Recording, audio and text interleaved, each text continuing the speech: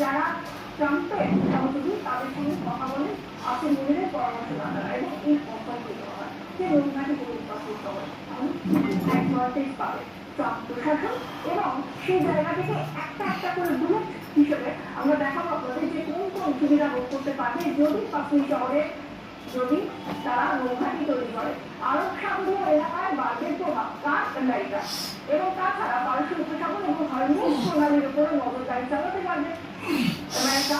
বালুচিস্তানের দুষ্প্রাপ্য খনিজ আমদানি করতে পারবে, যদিও এই খনিজ আগুন আছে কিনা সেটাও কিন্তু এখন পর্যন্ত কেউ জানে না। চীনের তৈরি গঠন বন্ধনের উপরে নজর রাখতে পারবে আমেরিকা, সেটাও পাঁচমিনিটেই রয়েছে। তাদের থেকে 1 কিলোমিটার দূরে নজর রাখা যাবে চাবাহার অর্থাৎ ইরানের চাবাহার বন্দরের উপর। মনে রাখতে হবে ইরান কিন্তু আমেরিকার অন্যতম বড় শত্রু। আরব সাগরীয় এলাকায় নজর রাখতে পারস্য উপসাগর ও হরমুজ প্রণালীর উপর নজর রাখতে পারবে।